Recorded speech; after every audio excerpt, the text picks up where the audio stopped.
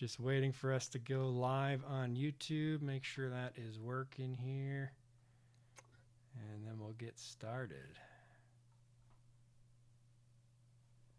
This is called Squadcast. Is this like a new software? I don't think I've seen Squadcast. Yeah, it's becoming more and more popular.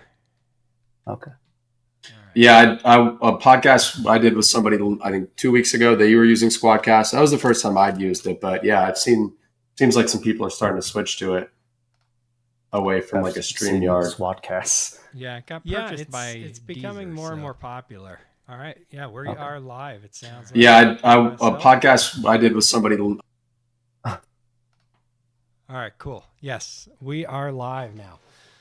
It's up on YouTube. So, yeah, this app that we're using, Squadcast, was purchased by Deezer, and it's becoming more and more popular for streaming, especially since Zoom has been really making things more difficult to get high quality video. But, all right. Yeah, Zoom is not ideal if you're going to be recording. That's for sure. Absolutely. All right. Well, welcome everybody to the Amazon Seller News live stream. We're going to be talking about some top news that we've got going in the Amazon world for the week. Today, I've got a couple big sellers with me. Corey Ganim. Did I say your last name right, Corey? Yep. All right. Awesome. So Corey has sold over $12 million on Amazon. And then Ty Nguyen, he is a multi-million-dollar seller as well. So pretty fun roundtable that we're going to have here. All sellers this time, no service people. So we're going to get a little bit of a different perspective, but I appreciate everybody joining out there live. If you have any questions or comments, throw them in the chat in YouTube. I've got that up over to the side here. So if we see anything cool, I'll bring it in to the show and we can talk about that as well. But Corey and Ty, I appreciate you guys joining me. Yeah, thanks so much for having us, Todd. Yeah, We're looking forward to chatting here. Absolutely. This will be fun. So let's go ahead and dive into the first news story right away. Okay. The first news story is coming from seekingalpha.com. And they're saying that Amazon Prime Day had double-digit growth within the first 7 hours, along with some advertising disruptions that apparently affected a minimal amount of people, but it definitely did affect some. So I guess first off, Ty, how was your Prime Day? Yeah. My Prime Day, I think we did like 2 times normal sales. So nothing crazy, but we also didn't run any PPC. We didn't run any sales campaign. Some of our prices adjusted, but we just kept it normal and our sales were still good regardless. So, either way, we love Prime Day. People buy no matter you increase, lower the price. So, yeah. Yeah, absolutely. Ours was about the same. We about doubled our normal day's sale. Nothing too crazy, but as well, we didn't run a lot of promotions. Yeah. How about you, Corey? What do you see? Yeah, same here. So just about a doubling in terms of revenue. Profitability was a little higher in terms of margin than your average day. I think that was probably due to the product mix. But as you guys notice, right, a lot of products that don't typically sell very well, we're selling, 2, 5, 10 units on Prime Day when those products would normally sell, 1 unit every few days. So I was able to kind of get rid of some old stuff, do a ton of volume on some stuff that normally does pretty well for us, and then kind of just use that as a springboard into the next couple of months. So very good day for us overall. Good, yeah. I seen an interesting post on LinkedIn before we went live that Amazon is being relatively hush-hush on the actual numbers for Prime Day. So while they released this data that sales were up 12% in the first 7 hours, they haven't released a lot of information since then that I've seen. So it kind of makes me wonder if it really was a larger Prime Day than previous years or not.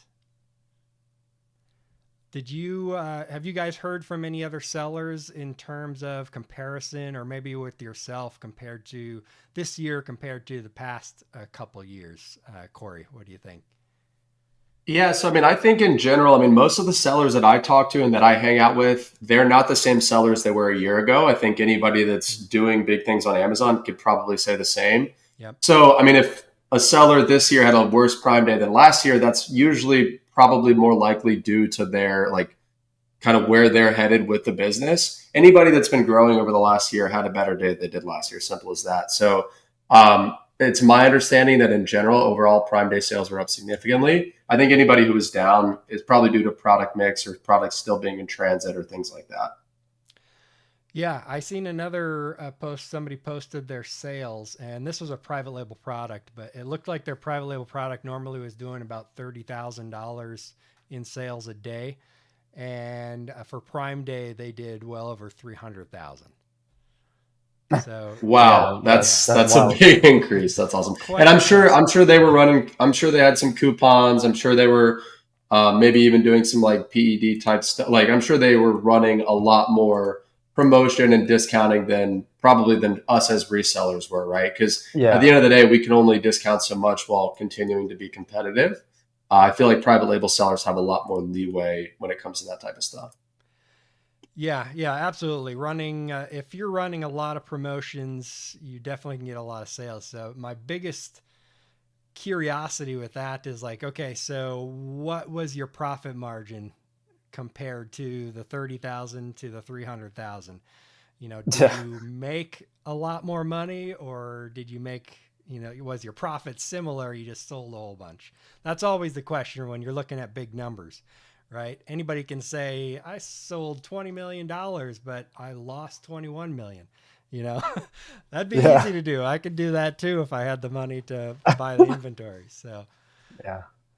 the Yeah, and profitability is a I big want to thing. add to what Corey said. Like as an Amazon seller, if you're running big numbers, there's always a lot of changes that you have to do, and if you adapt and make all those changes, you should see a better Prime Day or better sales as you continue to sell on Amazon. So Mm-hmm. that's what we're noticing on our end too. And so yeah, that's why we always love Prime Day. We always expect big results, and we got the results that we're looking for. So we're happy with that. Yeah, that is good. I mean, I was happy-ish with the results. I would have liked to seen bigger numbers. Like I Yeah, said, we all want to see bigger numbers. Yeah. yeah, Yeah, we seriously. And we doubled this year along with you guys, but I in past years it was closer to maybe 2.5 to 3x. So I Okay. would say overall sales might not be down, but the jump was down a little bit more for us than it was in previous years. And again, we didn't run any promotions or anything like that other than a few of our exclusive products that we have. So, you got to take that caveat.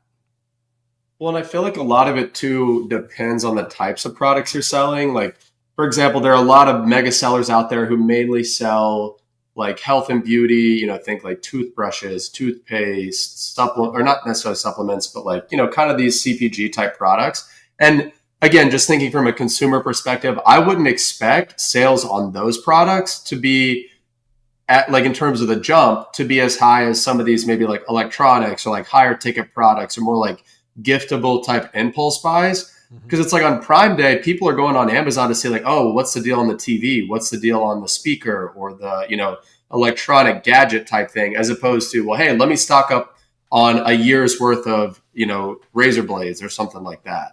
Yep. So I personally think, just like thinking logically, I would assume that like the type of product you're selling plays a part as well. Yeah, big time. And if you have any kind of seasonal product as well too, if your product isn't selling well in the summer, if you're selling ice fishing equipment, for example, you're not going to get that big of a boost compared to like beauty products and TVs and things like that for sure. Those things that just naturally rise when there's sales. Did you either of you guys experience any kind of advertising glitches? I know we didn't advertise a whole lot, but did you guys see any of those errors? We didn't So do any I didn't advertising, so we not much to say there. Yeah, so we do a little bit of advertising. I mean, certainly not as much as especially a lot of these private label guys are doing. Didn't see any glitches on our end specifically, but I am a part of some groups with some other very large Amazon sellers, and some guys got hosed. I mean, I saw some guys lose, multiple five figures due to advertising glitches in Oh, a very short amount of time. And I feel like this happens every Prime Day, every Q4, like any big buying event or big buying season, this stuff just happens. And I mean, with Amazon being as big as it is and as complex as it is, and with all the moving parts involved, it's bound to happen. I have seen Amazon refund some of these, sellers in situations where it was like a mistake in the part of the ad console. Mm-hmm. But generally, that's cash that you're going to be out for a good amount of time till Amazon can kind of get in there and investigate. Yeah, you really got to be careful with your ad dollars on any kind of promotional days because Amazon's trying to maximize their advertising income, maximizing sales. They don't necessarily care about your profit margin. yeah. So they're just going to try to get you as many clicks and sales as possible. I mean, like we reported on last week, they changed the top of search percentage for people without even asking. They just doubled everybody's top of search and just came out and said that. So if you didn't go in there and tweak those, if you didn't want that to happen, I mean, you probably spent a lot of money over the last couple of days accidentally. Right. Yeah. And like I said, I mean, I know personally a lot of people where that happened. And unfortunately, it kind of is what it is, right? Yep. Yeah, it's you hope Amazon is doing it for the right reasons, but more and more I think people question that. It's hard to see that all the time. Yeah. But, all right, so let's move on to the next headline here. The next headline from Mozilla.org. Fakespot reveals the product categories with the most and least reliable product reviews. As we all know, Amazon has struggled with review issues for quite a while. But the categories are rather interesting, I think. Some of them make a lot of sense. Other ones are kind of like, that's interesting. But what they found is that the top 5 categories for the most trustworthy reviews, number 1 was Apple products, which that makes complete sense. Video game chairs was number 2, which I thought was kind of interesting. Interesting. Okay. Books were number 3, which I think is another one that makes sense. That's not a category that you're going to necessarily be trying to fake reviews a lot as much. Computers was number 4. And then number 5 was home office desks for the categories with the most trusted reviews or the least amount of fake reviews, perhaps. Interesting. I find it odd that home office desks is up there in terms of trust because I mean personally I bought so the standing desk that I'm working from right now I bought probably within the last 6 months or so, and I specifically remember going through all the listings for standing desks on the market, and there are so many cheap brands that are clearly made in China, shipped to FBA, right? We know the whole deal there. Quality is not going to be very high because how can you sell a standing desk for $200 that is high quality? It doesn't make sense. So personally, when I was looking at some of those listings, and of course, every one of them has 4.5 star average, right? They're rated well. They have great reviews. And so personally doing that shopping, I'm like, these can't be right. Like if anything, I thought that standing like home office desk reviews specifically were not to be trusted, right? But I guess other consumers are not taking the same approach as me. They seem to think those reviews are legitimate, and I'm sure many of them are. But personally, not a category I would expect to have a lot of consumer trust in the reviews there. Yeah, it's the only thing I can think is that video game chairs and home office desks are very large typically and a little bit more expensive. So you're not necessarily going to be want to be giving away free product for reviews and stuff like that. That's going to cost a lot more to get those versus something that is selling for 10, 20, $30. And it might cost the factory $3 or something to make it. You can give away 1,000 of those and it's not really going to hurt you all that much compared to the desk. So perhaps something there, or perhaps Amazon is monitoring those categories more. And something important too. This is coming from a website, a plugin called Fakespot, and so they monitor and track reviews. And if you have their plugin installed, it helps you determine, what reviews are fake and which ones are not. So it's coming from a company that has data around that. And how exactly, this is just more out of curiosity, like what factors are going into them determining whether a review is fake? Could it be that the age of the reviewer's account, like it's a brand new account that they reviewed from? Could it be something on the back end that maybe we don't have the ability to determine without a tool like Fakespot? Like what goes into their decisions of determining whether a review is fake? So it basically says it's an AI engine analyzes reviews and filters out unreliable ones. That's what it's telling me here in the news story. If we go over to their website, it would probably give us more information on what they're doing to determine what's fake. But I've heard of Fakespot before. It's actually by Mozilla Firefox, the browser. They're a pretty reputable company and typically considered more trustworthy. So hopefully they're doing things the right way. I guess we just have to assume that they are. Yeah, and I want to add to the reviews. I've bought stuff in Amazon in the past, and I bought some shorts, and they were really cheap and bad quality. Whereas if I go to like Dick's Sporting Goods or Academy or any of these stores where I can buy brand name products, the quality is a lot higher. So with Amazon being flooded with a lot of fake reviews, and in my opinion, I don't think they're doing. I mean, they should be doing more because there's still a lot of fake reviews on the website. And I've had personal experiences where I bought like a $200 item, and in the package they said if I leave a review, they'll give me $40 to give them a review. $40, that's a lot of money, right? I've seen on so often that happens. Yeah, all the so time. these brands or these Chinese sellers or whatever, right? They're willing to pay big dollars for the reviews because they know the reviews are a big thing, and I think a lot of customers think that a lot of reviews are real, but there's a bunch that are fake, and not many people want to talk about it. But there's a bunch of fake reviews, especially on Amazon, because of the market demand and all of that. Yeah.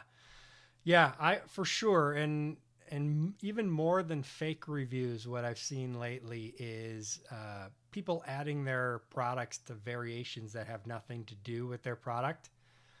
So, for example, a really good example was so our washer died on us, and it was gonna be like a week or 2 weeks to get the parts that they needed to fix it.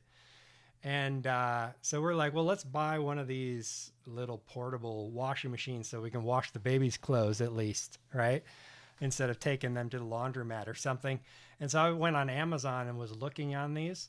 And there was a couple of them that had like 300 and 400 reviews, 4.5 stars. And I clicked on them. And then I'm in the habit of clicking to the reviews and looking at the photos. The photos for this one in particular that had like 400 reviews were of this coffee mug and some other things. And then I looked at the variations, and the variations were this portable washing machine and then a coffee mug, and then there was something else. And so they're just manipulating the reviews that way. Instead of getting the fake reviews, they're just attaching themselves to another product that already has reviews. Yeah, and what they also do is they take over listings completely. So they would hijack the listing from a previous brand product and just change it to their product, and then you would read the reviews. It has nothing to do with it.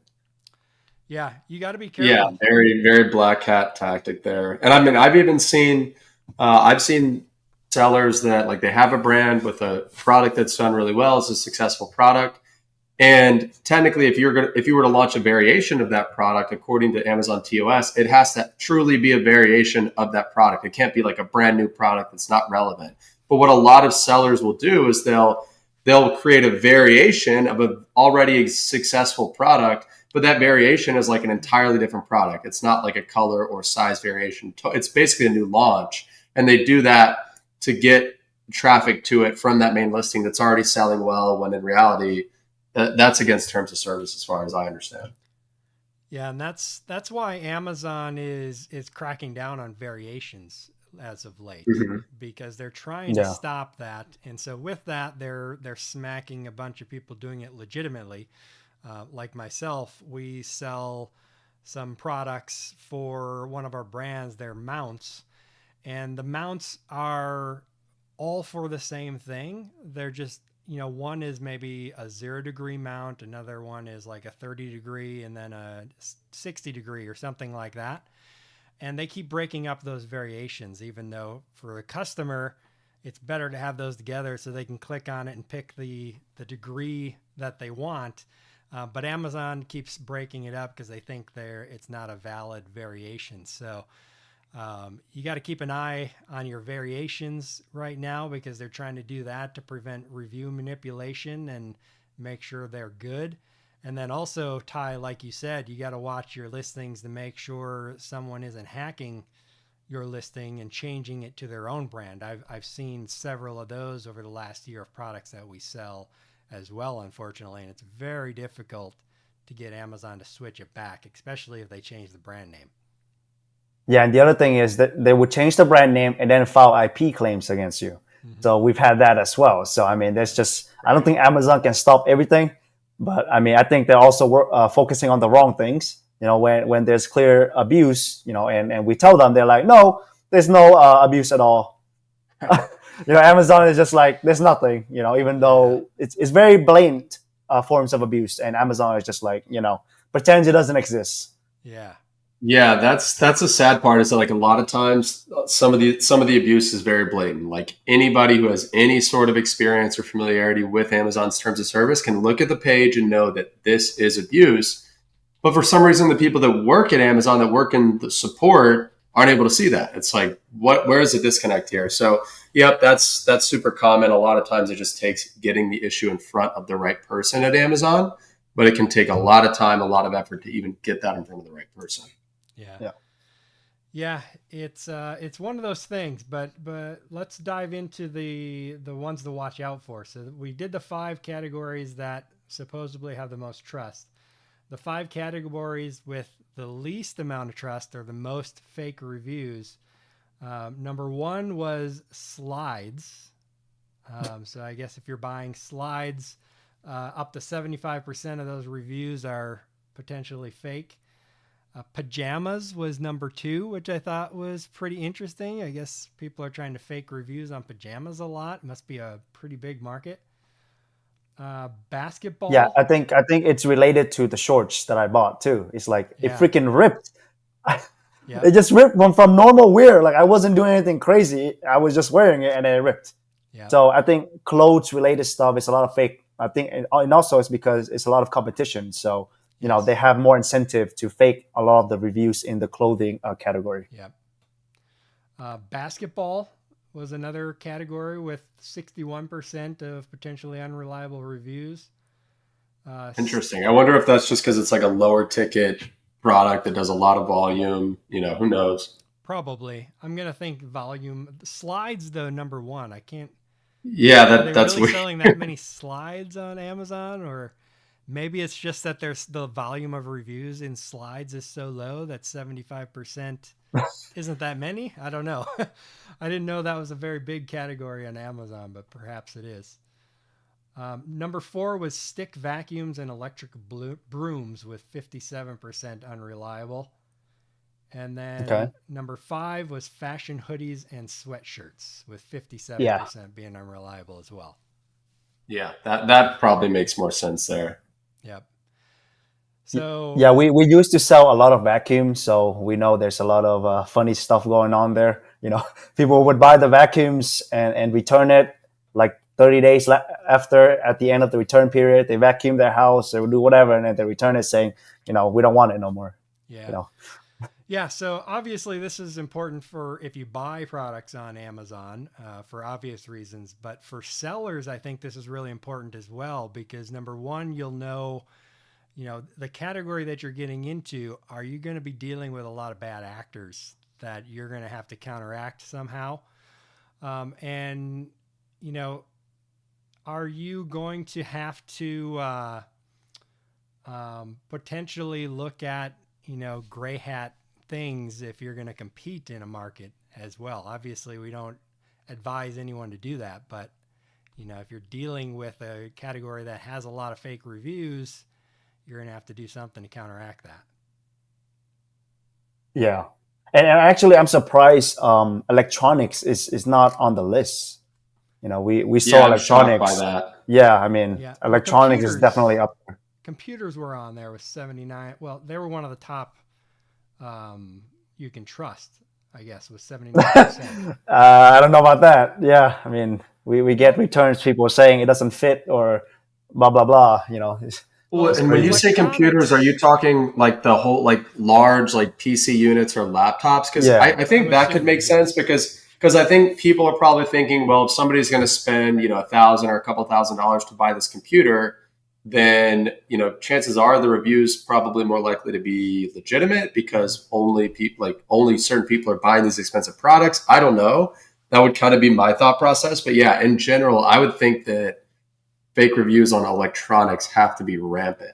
Electronics, I would think. I would have expected that to be in the top five, so I'd be curious where exactly that comes out. But computers being high trust makes sense because you don't have a lot of knockoff computers necessarily. Right. It just takes so Um, much to manufacture a computer and like build a computer brand. a lot to manufacture. The margins are typically pretty low in that as well, so the incentive is a lot less to And manipulate also, I that. would I would also add that because of the market for computers, high end computers, I mean, they're smart people, so they know what they're buying. They do That's the true. research.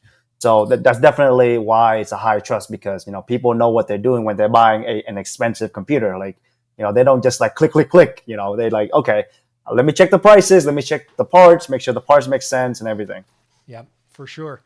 Another interesting thing that I just thought of for sellers with this, you could use this plugin, for example, to look at your competitors and see what percentage of their reviews are fake. And if you're seeing a lot of fake ones, there may be an opportunity to report them for fraudulent reviews and get those reviews removed by Amazon. Yeah. It's a long row sometimes to get that to happen, but it might be something worthwhile doing. In terms Yeah. of protecting yourself, though, from getting your listing taken over that we were talking about, one of the best tactics for that is just to make sure in the back end for your products you have every field filled out. Because that's usually how they sneak in. They get access to one field and then they kind of start chipping away, taking control of the rest of the fields. All And right. that's something that, so on my podcast recently, I had Vanessa Hung on, who is a master when it comes to like the back end side of Amazon and the catalog side.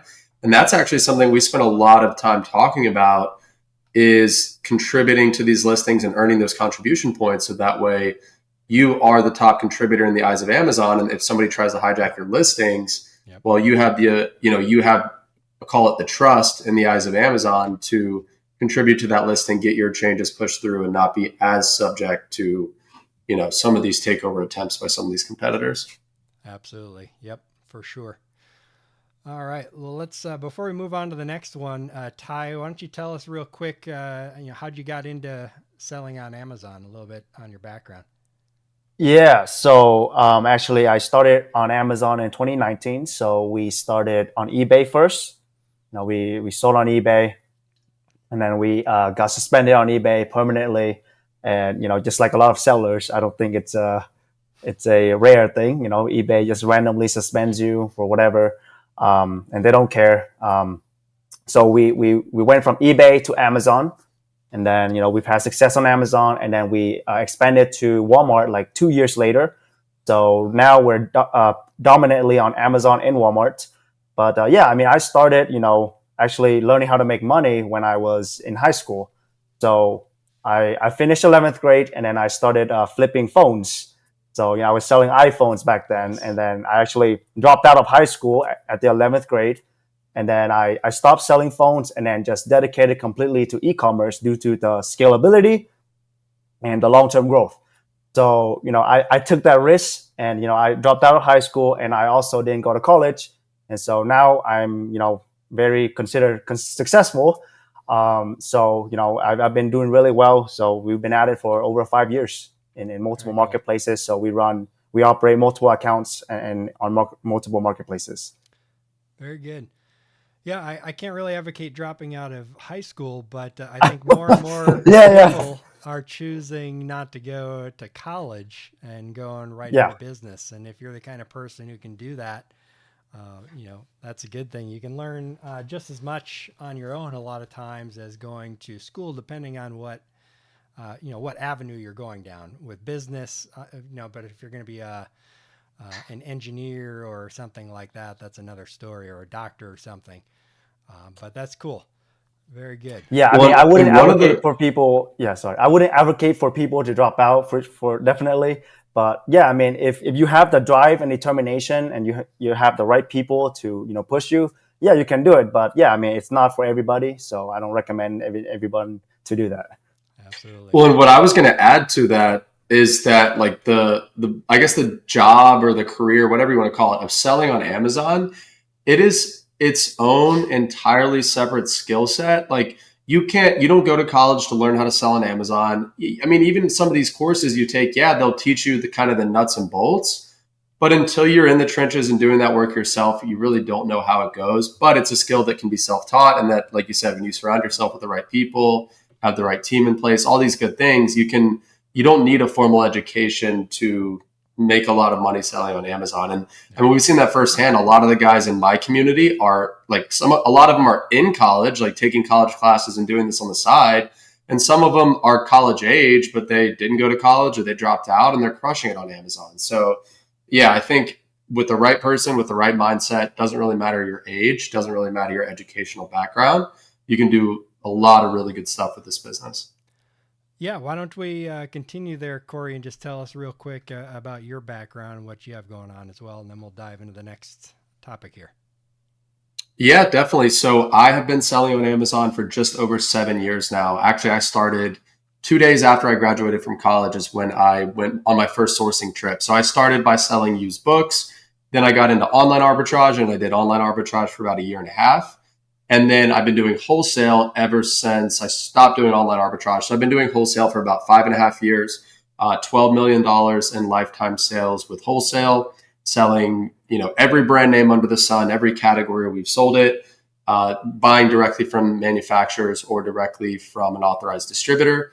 Have a lean team of 2 folks in the Philippines that pretty much run the whole day-to-day operation, and then teaching other people how to pretty much do the same thing that I do with our wholesale challenge, which is our 7-day live training. And if people are watching this, like if they're watching it live or if they're watching it right around the release, that's going to be our next and final wholesale challenge of the year is taking place next week.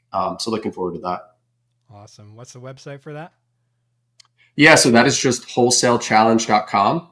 And yeah, we're closing the doors this Sunday night. So unless you're watching this live, you're probably going to miss out on the one this year. But we typically do them twice a year. So might be another one next January is usually when we do them. All right. Awesome. Both of you guys post a lot of good stuff on LinkedIn, so I recommend people follow you over there also. But all right, let's go ahead and dive into the next news article here. This is from marketplacepulse.com. Top 5 e-commerce marketplaces for 2024. And I think the interesting thing here is the newcomers. So Amazon is still at number 1 with 325 billion in sales. eBay is surprisingly number 2 at 35 billion. Temu is 20 to 25 billion. So they have taken over 3rd place. TikTok Shop has taken over 4th place with 15 to 20 billion. And Walmart has dropped to 5th place with 10 billion in marketplace sales. Thoughts on that, Ty? Yeah, well, first thing I want to say is Temu and TikTok are both Chinese companies. So you can never really trust the numbers. Just like with anything, I don't want to make a political statement, but that is a good point, right? Like you don't really know what they're actually sharing because, they're not, I don't think they're required by the US or whatever to actually disclose like public numbers like Amazon or Walmart. So that's the first thing. Very good point. Now, the other point I would make is, I mean, if we consider that, I would say Walmart is after eBay. So it's Amazon, eBay, Walmart, in my view. Okay. Um, but yeah, I mean, it just goes to show that, Amazon has continued to dominate the market, but also they're facing increasing competition. So, if you're Amazon, you're going to ask yourself like, hey, should we continue to operate the way that we are? The reason why they're able to operate the way that they are, which is, not the best for sellers' interests, right? Mm-hmm. It's because they are, dominant. Like, some people don't want to call them a monopoly. Some people call them a monopoly. It's up to you what you want to decide on that. But overall, they are the top in e-commerce. Andy Jassy likes to say, we only make 1% of global retail. It's like, yeah, you only make 1% of global retail, but on e-commerce in the US, you basically destroy everybody. you know, it's that the narrative and the wording of the way he said it, it's really kind of misleading. You know what I mean? Yeah. I But mean, you can't blame yeah, them. so that's my thoughts. They got to Well, sell. right. Yeah, I was gonna say at the same time, it's like I totally understand what he's doing, and I gotta respect it. Yeah, Yeah. yeah. So that's So my thoughts on that. just to throw it in there, since we're not going to reach all the way to this article, but there's another article that's in this week. Brands fear TikTok Shop's promo pullback will dent revenue. So essentially, they're talking about how TikTok has been radically scaling back the promotional discounts they're giving, and then also they're jacking up the total order amount that you have to do to get the discounted shipping for Okay. products. So that is going to hurt, TikTok and Shenmue the most as they pull back from this marketing blitz that they've been on. Well, and it makes sense because I mean that level of promotional discounts, that level of essentially having to eat that cost, it's only sustainable for so long, and it makes sense because they're both newer platforms. They've got to get people onto the platform, get used to shopping there in order to get comfortable with shopping there repeatedly. And I mean, Amazon does the same thing, right? Like when Amazon launches a new program, or back even when FBA was new back in 2000, of course, they're going to have the cost be at a minimum to incentivize sellers to jump on the platform, which is then going to incentivize buyers to join the platform. They're going to, grow revenue as quickly as they can by offering those promotions. And then it's only natural that once they reach a certain level or a certain threshold, it's like, hey, all right, I know we were offering, X amount off for your fulfillment fees or for your referral fees, but now that we've reached a certain size or a certain level of critical mass, we're going to start to now push those fees onto the sellers. I mean, it's the same thing Amazon's been doing for the last 24 years, and it makes sense. So, yeah, I'm not surprised by that at all. Because, I mean, TikTok Shop has only been around for, it's less than 2 years, right? Is it less than 1 year? I honestly don't know. It's I have like no a year, experience. 2 years. Yeah. Yeah, I have no experience with TikTok Shop, but I mean, it makes sense. Yeah, Yeah, I mean, I there's think. people, hyping up TikTok Shop on Facebook and promoting Yeah, I've automation seen and so stuff. It's many like, dude. courses. Yeah. Yeah. Okay. Yeah, I think when we rerun these numbers next year, you'll probably see Temu and TikTok drop back down the rankings and Walmart be back to third place. But something to keep in mind too that I've seen with Walmart in terms of sales, depending on exactly what they're calculating here, usually I'm going to guess this number is only having to do with Walmart.com sales that are shipped to people and Yeah. not, store Pickup pickups sales. that are Right. ordered online, or maybe even deliveries that are shipped directly from a local store and stuff like that. When you add that in, and then maybe you also add in any kind of deliveries from Sam's Club, because that's Walmart as well. They own that company. They're probably higher than $10 million. But if you're looking at just direct Walmart.com e-commerce deliveries, then perhaps it's around the 10 billion. I always forget that Walmart owns Sam's Club, and yeah, it makes perfect sense that they would have Sam's Club merchandise on the website for Right. store pickup or for shipping. So that, yeah, I always forget that. Yeah, my wife and I buy a lot of our groceries from Costco and Sam's Club. So, we buy it online on their website and either have it delivered by Instacart or we go in and shop. Well, my wife does. I try to stay out of stores completely these days, but So you guys have membership at both Sam's Club and Costco. we do, yeah. Wow, that's interesting. Okay. Can you So explain the thought I'm a process? Yeah. I'm a Costco fanatic. Like I'd say, I mean, there's some stuff you can't get at Costco. And luckily, I live across the street from like a regional grocery store chain. So when I get Costco, I order it on Instacart. I have them deliver it here. Personally, I'm just Costco loyal. I refuse to go to Sam's Club. But, and Todd, this is kind of just a tip for you. So I did a comparison of, I tried to order, because, even if you order on Costco.com for like grocery delivery, it's still fulfilled through Instacart. Yep. But if you order on Costco.com, it's actually about 10% more expensive than if you just order through Instacart's platform. Same product, same products, same everything, same back end. It's just, so Todd, I encourage you, order through Instacart from now on as opposed to through Costco. It's same stuff, but cheaper. And I have Instacart Plus because I order it, once a week at least. Going to Costco and buying at Costco and coming home, that's an hour easily, if not more. Yeah. Like you guys know how crazy that place gets. Crazy going into a store. I hate it. That's interesting though. I would have thought it would be the opposite, that it would be less expensive. I thought so too. Direct. That's why I looked, but it's not. It's opposite of what you'd expect. I'll have to check that out next time we order for sure. But yeah, I'm with you. I can't stand going into stores anymore because I get in there and I'm like, okay, where's the search box so I can look up where this product is? Yeah. It's kind of funny, but I get the same thought in my head sometimes when I'm reading a book or a magazine. I'm like, how do I copy and paste or search find in this? Right. No, I'm the same way. Yeah. Yeah. Todd, can you share like your thought process as to why you guys buy from Costco and Sam's Club? Like, is there like specific products or like what's? Yeah, buying in bulk, you save a little bit of money versus a regular grocery store, and definitely versus buying direct on Amazon a lot of times because you're paying for the extra shipping and everything. So typically groceries are cheaper buying it from Costco or Sam's Club or even your local grocery store than buying direct on Amazon. Not always the case. Amazon subsidizes a lot of stuff in groceries, but a lot of times it can be cheaper. And plus you have it delivered usually in 2 to 4 hours.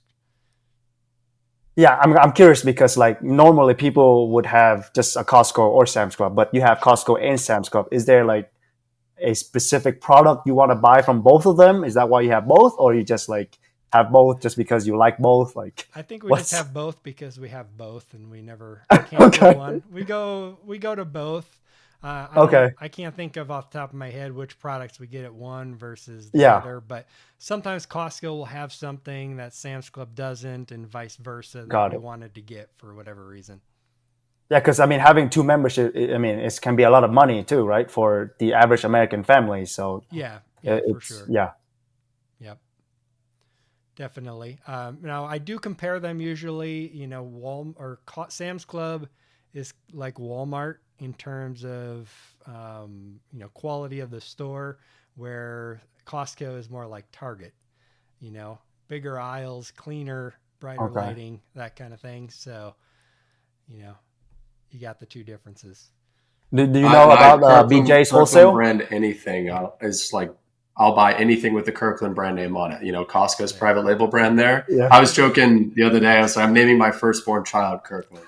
I mean, that's a good name. You can name Kirk. It kind of is. Yeah, you can go by Kirk. Very good. So, do you guys live nearby BJ's wholesales, or do you guys have you tried that before? Yeah, there are a few nearby. Like I said, I've always just been Costco faithful, and I think any of those. I'm sure it's the same with Sam's Club. You probably got to pay an annual fee, right? Membership fee. Yeah. So for me, I just always go to Costco. Yep. All right. Well, let's see if we can get one more news article in here. We got about 7 minutes, and I know Corey, you got another appointment, so feel free to jump off if we're not wrapped up. But this one was pretty cool, I thought. Amazon Inspire, the TikTok within Amazon. So if you go into your Amazon app, in the bottom left, you're going to have a little play button, and if you click it, you basically go to a TikTok style reels for promotional videos, essentially, or influencer videos for products and things like that. And you can either post on there as an Amazon influencer, you can post on there as a registered brand using your posts, or customers can post on there as well for leaving video reviews and things like that. So Have you guys seen or played at all with that, or what are your thoughts on that, Corey? So I haven't messed with that very much personally, but I do know a lot of people that are getting really deep into the Amazon influencer program. Mm-hmm. That I think with, 3 to 4 months ago when it was really getting traction, a lot of people were starting to find out about it. That was kind of like the new shiny object when it comes to just making money on Amazon, For period. sure. Does seems to have tightened up a little bit in terms of who they're allowing into the program. But I mean, people I know that are doing it and people I know that are teaching about it, it truly is passive income as far as I can tell, but you got to put in a ton of hours up front and just creating those videos, getting those on the listings, right?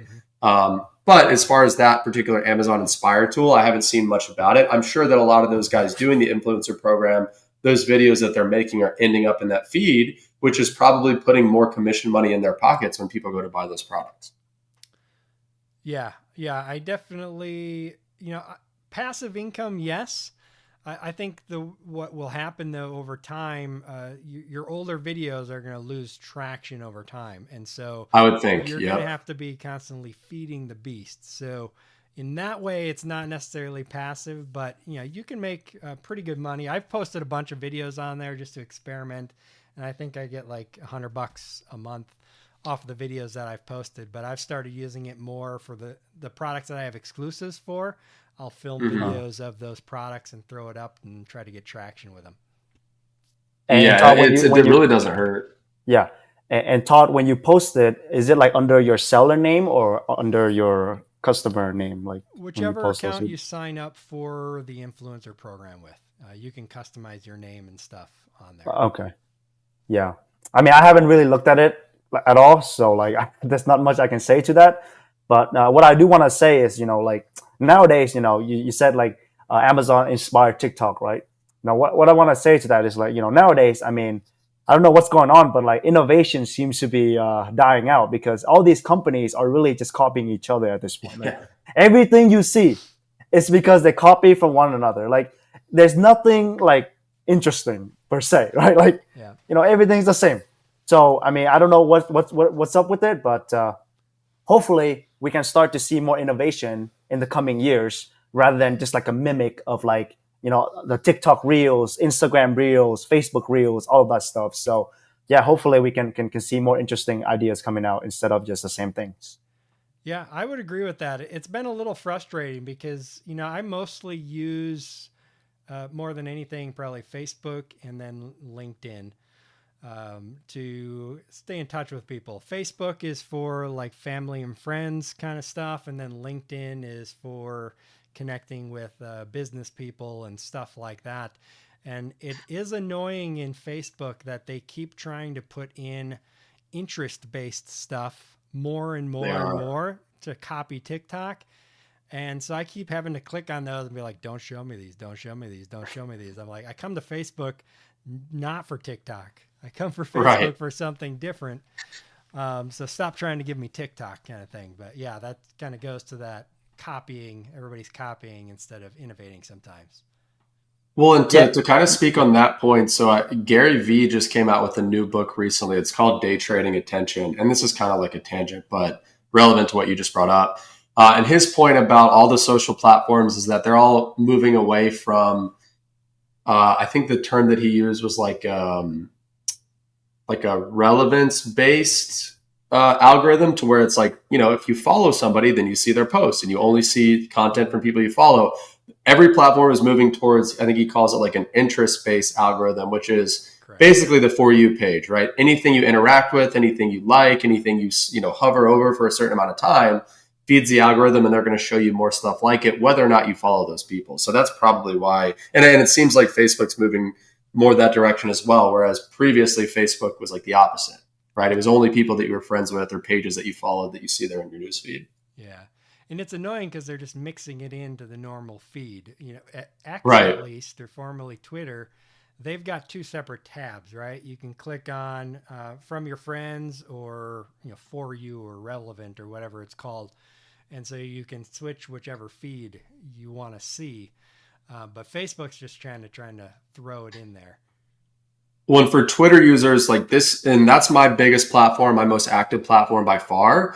You're exactly right. You can either have the For You newsfeed or just the following newsfeed where you only see posts from people that you follow. Yeah. I only look at the following newsfeed. I never once look at the For You, because Twitter is one of those apps where you can just get sucked in for so long. And I only follow like 80 or 85 people. So as long as I'm looking at that following newsfeed, you can catch up in 30 seconds or a minute for the most part, and then you don't get sucked in like you would on other platforms. So and that's another reason I love Twitter.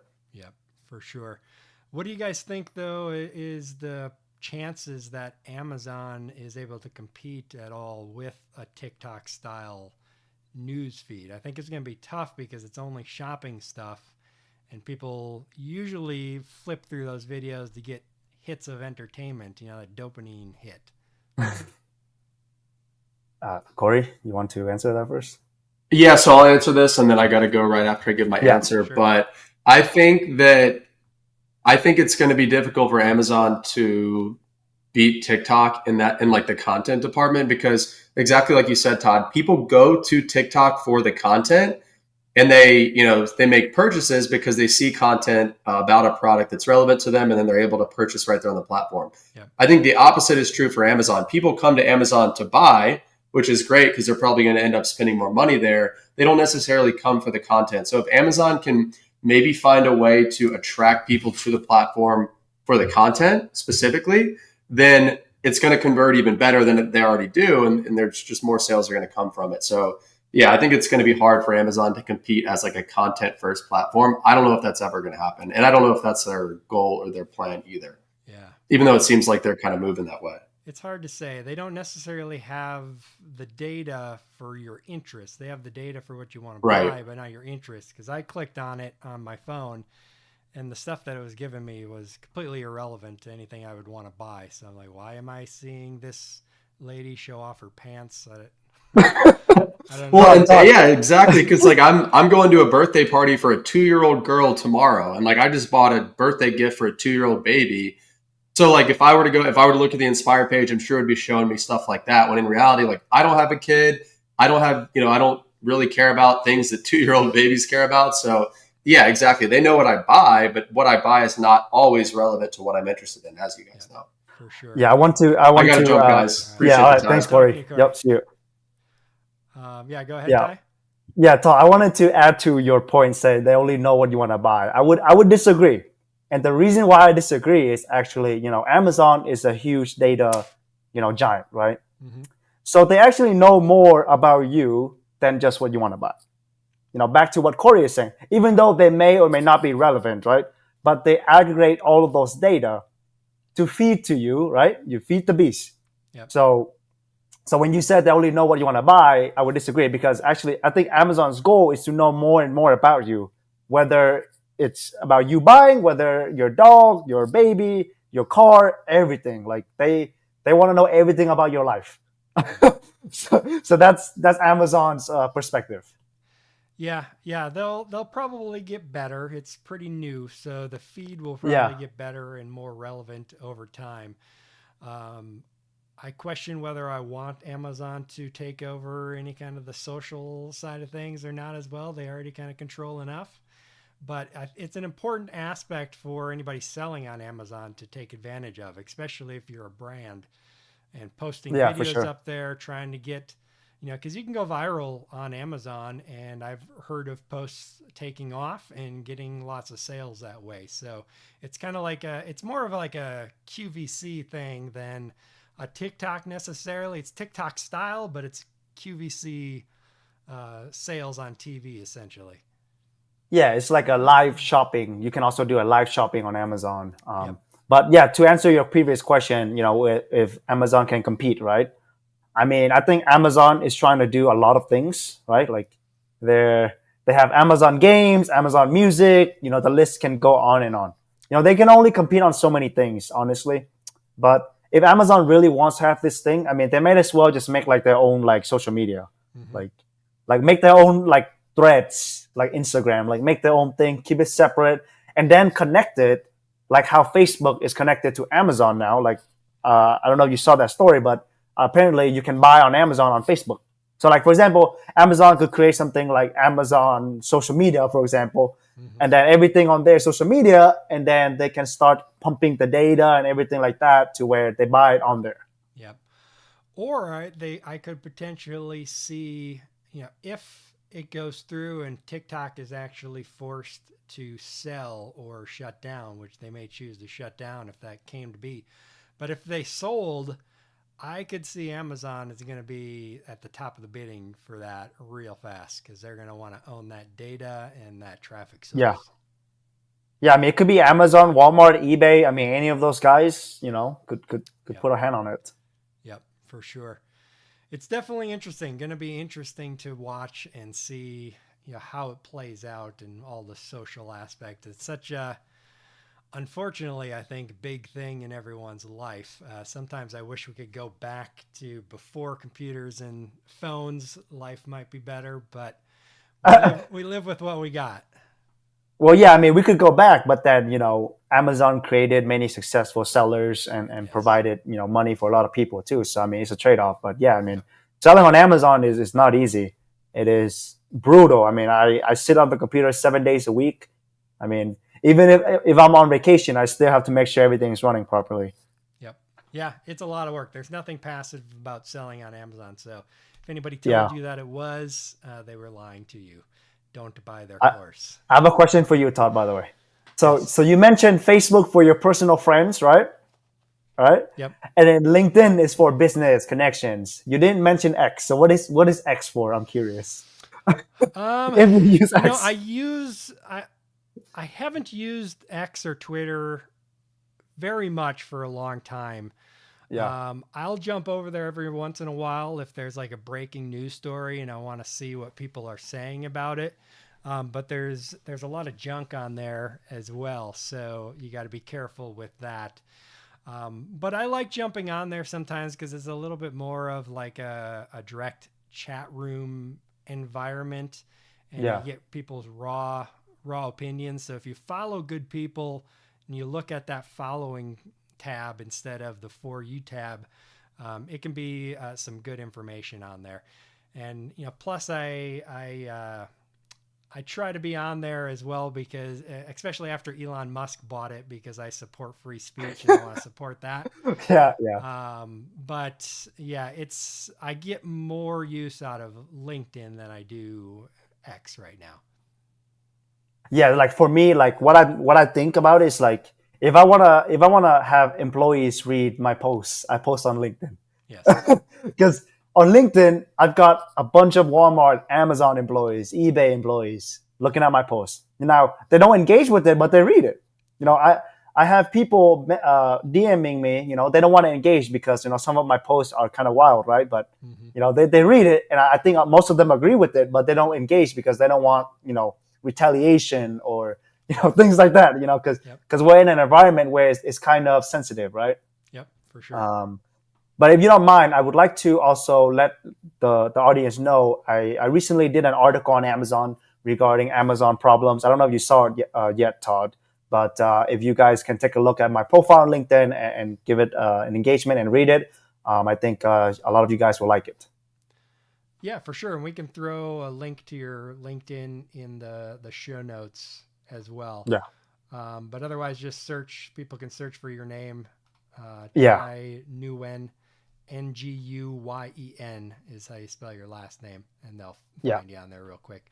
Or go to Hmm. me and look at people I follow, and you might find them that way as well because I follow you. So, Yeah.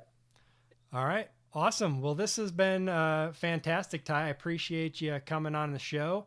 And I appreciate everybody out there watching. If you want to see the rest of the news, head on over to amazonseller.school.